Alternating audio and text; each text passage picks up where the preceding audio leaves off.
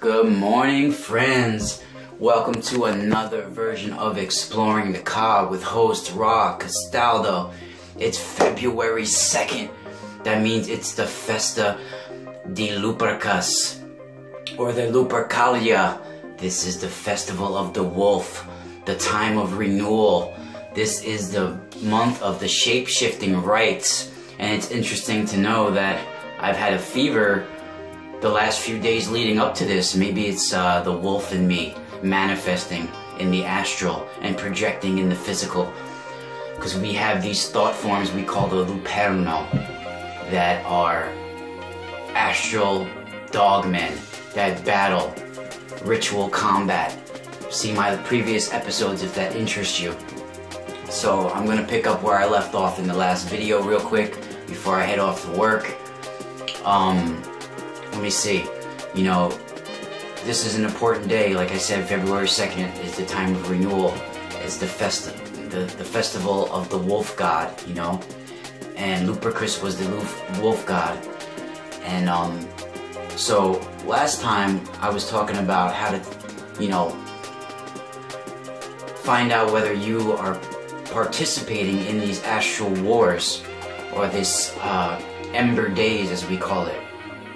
And one of the, you know, things that I was talking about was if somebody is constantly researching and have an obsession with, you know, witches, aliens, you know, supernatural, paranormal, all of those topics, if you're constantly researching it and you really don't even know why, it's just a crazy obsession. Not crazy, but it's like a constant obsession that you've always had.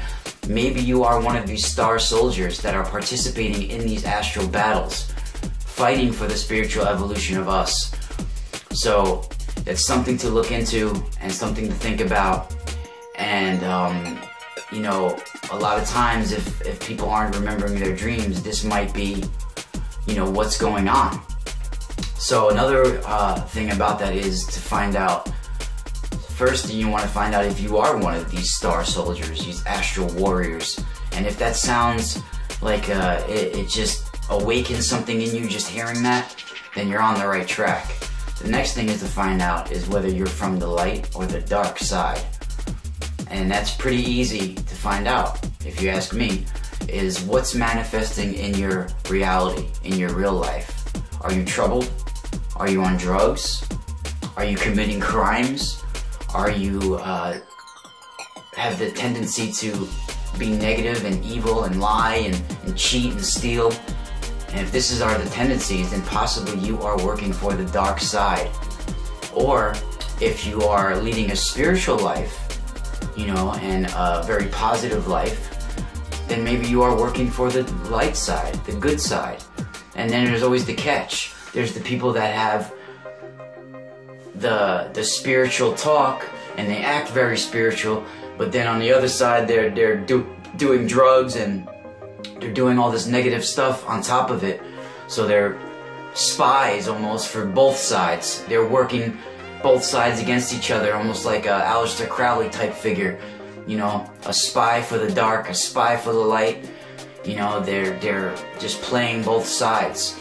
So that's possible, man. This is possible that people are just, you know, humans are just a vexed creature to begin with. You know, we're very troublesome, problematic, you know, we're the only species on Earth that are like this, you know. Reptiles know what reptiles do, a dog knows what a dog does, you know, a cat's a cat, but then you got this human, this complicated species. Some of us don't even know what we are, whether we're a man or a woman or what we are, you know, we're just complicated and you know, we don't even know where we came from or how we're here or why we're here. You know, we're digging in the sand trying to figure out who we are for thousands of years. You know, digging holes. You know, it's a crazy time. You know, and so to get back to, you know, these astral wars and the walnut witches I was talking about in the last episode.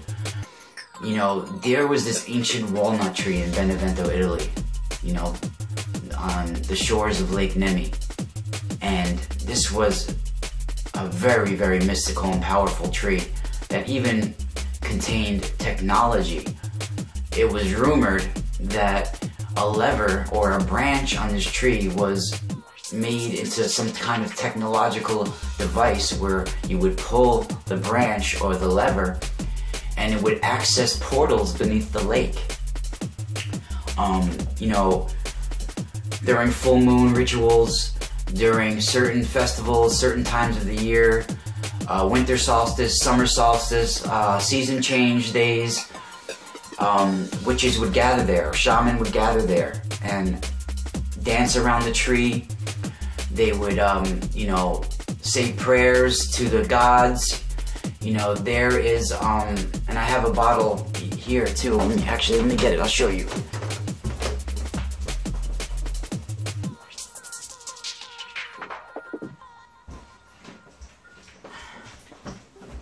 This is Strega liqueur. This is made in Benevento, Italy, and we use it for some of our rituals. One of them being the spirit flame, which is, well, I won't get into that now, but it's a very important ritual for us. And you can see here on the bottle is the walnut tree with the witches dancing right around it. And, you know, they have, this is made by Strega in Benevento, Italy. And, you know, this is highly flammable. This, so we use it as one of our rituals, as almost a prophetic vision, almost like you know, when you light it, the flame dances on top of it, you know, and it has like a forked tongue, like 3 flames. It's the spirit flame, and I'll get more into that in another video. But this walnut tree is very important to us, and it's a very magical and powerful tree. And in 662 AD, Saint Barbado had enough. He was jealous of the power. He wanted to put an end to it and convert everybody to Christianity. And it was either convert or die, basically. And Romulus was a Strega, a hereditary Strega. And he also had many statues in his house that he worshipped that included Diana and the goddess Isis from Egypt.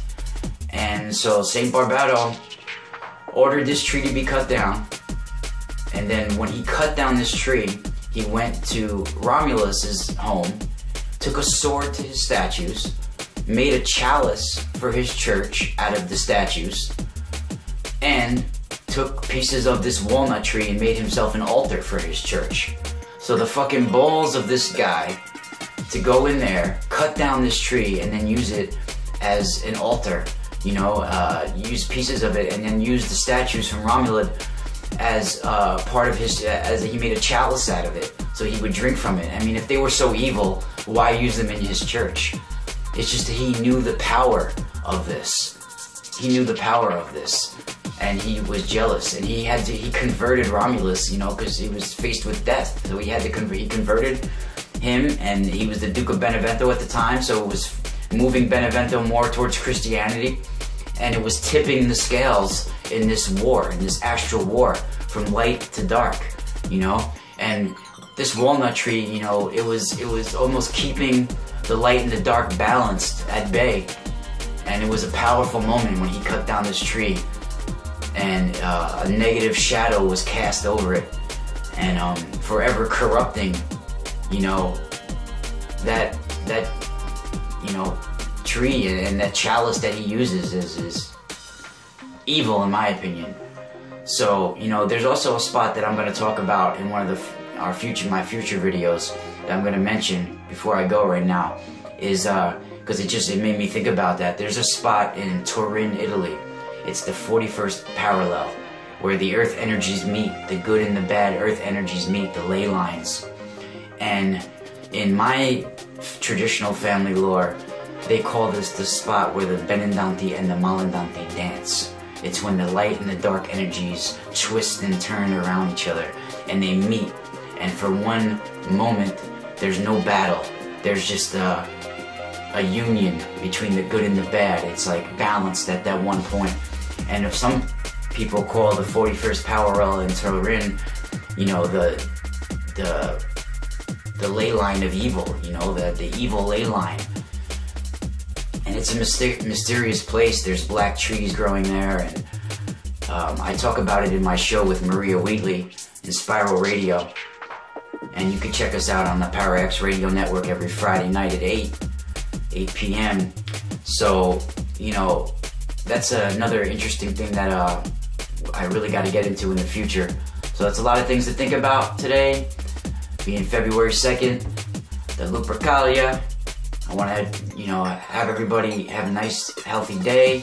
You can find me at themysticalspiral.com, and I'm at raw_MUAY on Twitter.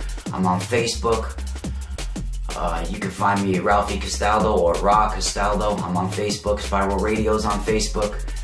And this is another version of Exploring the Ka with your host, Ra. Spiraled out.